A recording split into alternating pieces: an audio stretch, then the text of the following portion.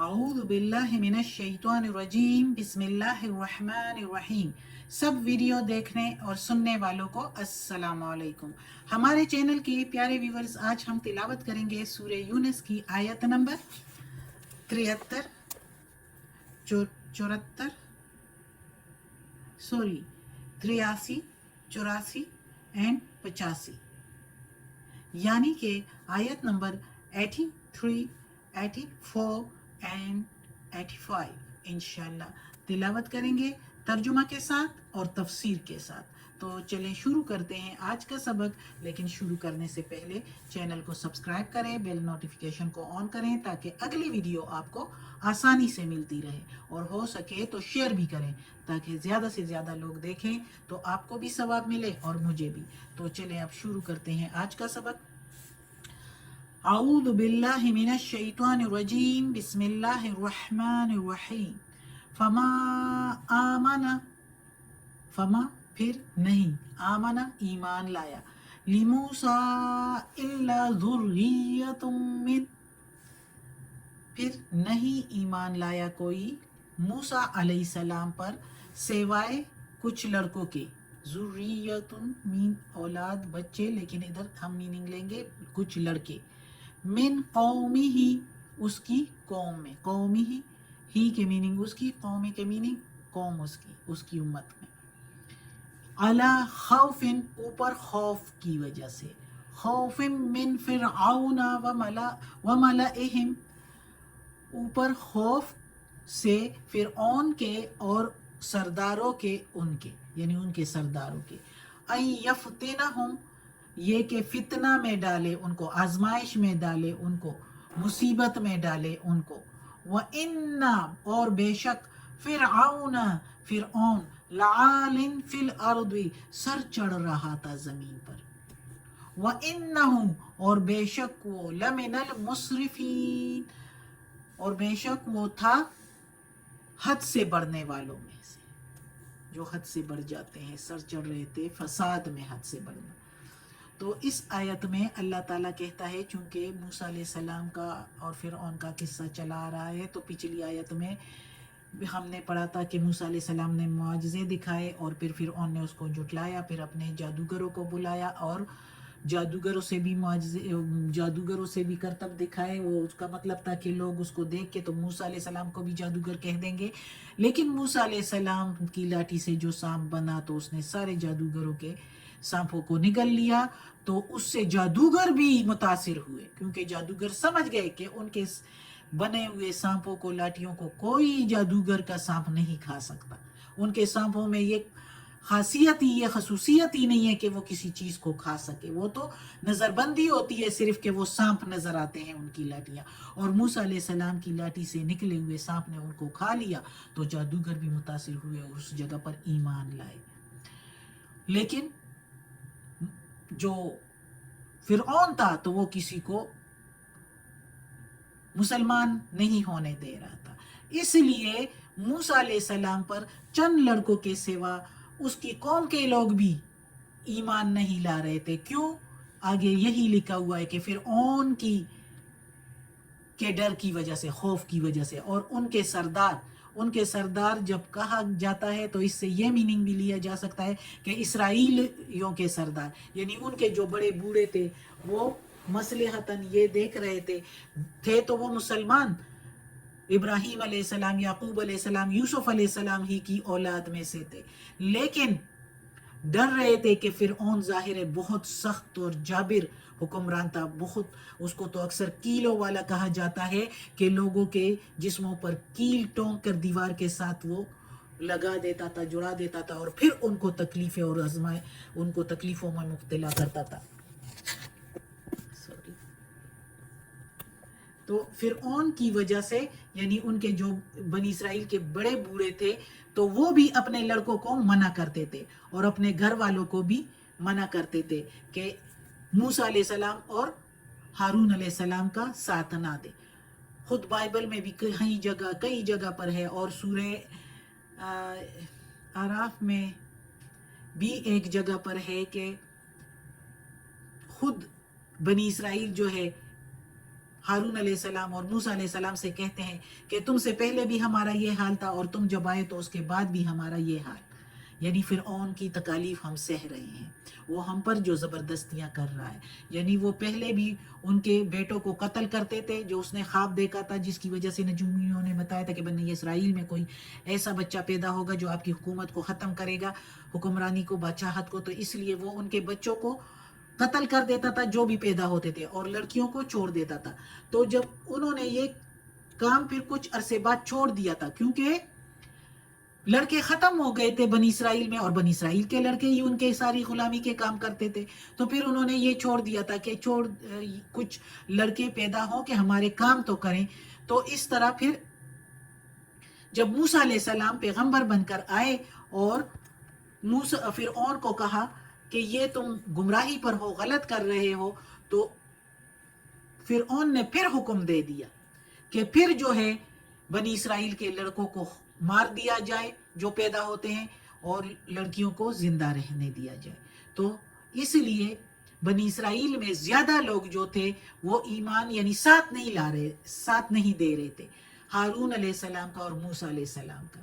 کیونکہ فرعون حد سے بڑا ہوا تھا۔ یہ حد سے ہی بڑھنا ہے نا کہ بنی اسرائیل ایک قوم تھی اور اس کے جو بھی بچے پیدا ہوتے تھے تو پیدا ہوتے ہی ان کو قتل کر ڈالتے اور ان کی عورتوں کو چھوڑ دیتے تھے کہ وہ ان کی غلامی کرتے رہیں، ان کے کام کرتے رہیں۔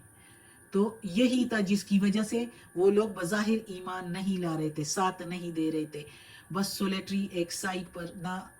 دونوں کے درمیان میں وہ چپ ہی رہتے تھے، ساتھ یعنی موسیٰ علیہ السلام کا نہیں دے رہے تھے۔ کچھ لڑکے تھے جو ساتھ دے رہے تھے، جنہوں نے اظہار بھی کیا تھا کہ ہم ایمان لے آئے ہیں اور موسیٰ علیہ السلام کا ساتھ دے رہے ہیں۔ اگلی آیت میں پڑھتے ہیں کہ کیا ہوتا ہے۔ وقالا، اور کہا موسیٰ علیہ السلام نے، یا قوم، اے قوم، ان کنتم، اگر ہو تم، آمنتم، ایمان لائے ہو تم، باللہ، ساتھ اللہ کے، فعلیہ، پس اوپر اس کے، توکل کرو، بھروسہ کرو، ان کنتم مسلمین، اگر ہو تم حکم بردار، فرما بردار، مسلمین میں سے ہو تو، یعنی جو ایمان لائے تھے ان سے موسیٰ علیہ السلام کہتا ہے، یعنی اس نے ساری قوم کو کہا ہے، یعنی اس کا مطلب ہے کہ اس کی قوم جو تھی وہ مسلمین میں سے تھی، مسلمان تھی، ایک اللہ پر ایمان رکھتے تھے لیکن فرعون کی وجہ سے ڈرتے تھے۔ تو اس نے کہا اپنی قوم سے کہ گھبرانے اور خوف کھانے کی ضرورت نہیں ہے، اے میری قوم، گھبرانے اور خوف کھانے کی ضرورت نہیں۔ ایک فرمانبردار مومن کا کام اپنے مالک کی طاقت پر بھروسہ کرنا ہے۔ جسے خدا کی لامحدود قدرت پر اور رحمت پر یقین ہوگا تو وہ یقیناً ہر معاملہ میں، اپنے ہر کام میں اللہ ہی پر اعتماد کرے گا اور بھروسہ کرے گا، اور اس اعتماد کا اظہار جب ہی ہو سکتا ہے کہ ایک بندہ اپنے سارے کام اللہ کے سپرد کر دے، اپنے سارے مسائل، اپنے سارے کام اللہ کے سپرد کر دے اور اسی کے حکم پر چلے، اور تمام جد و جہد، اس کی ساری جد و جہد صرف اسی کی نظر پر کرے، اسی پر نظر رکھے، اللہ پر، اور اسی پر بھروسہ کر کے اپنی ساری کوششیں جاری رکھے۔ موسیٰ علیہ السلام نے اپنی قوم سے کہا۔ تو آگے کیا ہے، آگے وہ کیا جواب دیتے ہیں وہ بھی پڑھتے ہیں، اگلی آیت میں ہے، فقالو، پھر کہا، یعنی کہنے لگے اس کی قوم، علی اللہ توکلنا، اوپر اللہ ہی کے بھروسہ کیا ہم نے، ربنا، اے رب ہمارے، لا تجعلنا، نہ بنا ہم کو، فتنتن، فتنہ، آزمائش، للقوم الظالمین، ظالموں کی قوم کے لیے، لوگوں کے لیے ہمیں آزمائش نہ بنا، فتنہ نہ بنا۔ اب اس میں بھی فلسفہ ہے، ہم تفسیر میں بتاتے ہیں۔ تو ادھر اللہ تعالیٰ کہتا ہے کہ موسیٰ علیہ السلام کی قوم نے جواب میں کہا، ان لڑکوں نے، جو لڑکے تھے جو ظاہر طور پر مسلمان ہوئے تھے، ایمان لے آئے تھے، ایک اللہ کو مان رہے تھے، تو انہوں نے جواب دیا موسیٰ علیہ السلام کی نصیحت پر، اخلاص کا اظہار کیا، انہوں نے صرف اپنی ایک اللہ کا ہو کر انہوں نے اظہار کیا کہ بے شک ہمارا بھروسہ خالص اللہ پر ہے، اسی سے دعا کرتے ہیں ہم، اور ہم کو ان ظالموں یعنی ان فرعونیوں اور ان کے سرداروں کے ظلم سے بچا، اور ان کے لیے تختہ مشق نہ بنا، اس طرح کہ یہ ہم پر اپنے زور اور طاقت سے ظلم بڑھاتے جائیں، ڈھاتے جائیں، اور ہم ان کا کچھ بھی نہ بگاڑ سکیں۔ اللہ سے دعا کرتے ہیں ایسی اس کی قوم وہ لڑکے، اور ایسی صورت میں ہمارا دین بھی خطرہ میں ہے، اور ان ظالموں یا دوسرے جو دیکھنے والے ہیں وہ یہ ڈینگ مارتے ہیں، یہ باتیں کرتے ہیں، ان کو یہ موقع ملتا ہے باتیں کرنے کا کہ اگر ہم حق پر نہ ہوتے تو ہم کو تم پر یہ حکمرانی کا موقع نہ ملتا، ہم تم پر یہ تسلط کیوں حاصل ہمیں ہوتا اگر ہم حق پر نہ ہوتے، ہم ہی حق پر ہے، اس لیے تو تم لوگ اس قدر پست اور ذلیل ہو رہے ہو ہمارے ہاتھوں سے، اگر تم حق پر ہوتے تو تم کیوں اس قدر ذلیل ہوتے۔ یہ لوگ جو دیکھ رہے تھے اور جو بنی اسرائیل پر ظلم کر رہے تھے، یہ ان کا خیال بن رہا تھا مزید ان کو اس طرح دیکھ کر، اور اسی طرح کہتے ہوتے تھے، اور ان کا یہی خیال ہوتا تھا، اور اس سے وہ گمراہ لوگ جو تھے مزید گمراہی میں پڑ رہے تھے، گویا ایک حیثیت سے بنی اسرائیل کا وجود ان کے لیے فتنہ ان کے لیے بھی بن رہا تھا۔ اس لیے وہ کہہ رہے تھے، انہوں نے کہا کہ اے اللہ ہمارا وجود ان کے لیے، ان گناہگاروں کے لیے، ان ظالموں کے لیے فتنہ نہ بنا، اور ہم پر ایسا فضل فرما اے اللہ کہ ہم ظالموں کے لیے فتنہ نہ بن کے رہ جائیں، یعنی ہم کو غلطیوں سے، خامیوں سے، کمزوریوں سے بچا، کہ یہ نہ ہو کہ ہم سے کوئی کمزوری ہو جائے، کوئی غلطی ہو جائے تو ان لوگوں کو موقع مل جائے کہ تم اسی قابل ہو، یہ غلطیاں تم کرتے ہو تو اس لیے تم لوگ اس طرح ہم سے ذلیل و خوار ہو رہے ہو۔ تو وہ اللہ سے دعا کر رہے ہیں کہ ہمیں کمزوریوں سے بچا، کوتاہیوں سے بچا، اور ہم کو دنیا ہی میں کامیابی دے دے، تاکہ ہمارا وجود تیری مخلوق کے لیے خیر کا سبب بنے، نہ کہ ظالموں کے لیے شر کا سبب بنے۔ تو یہ انہوں نے دعا کی اللہ سے کہ ہمارے وجود کو بھی ان لوگوں کے لیے بھی فتنہ نہ بنائے،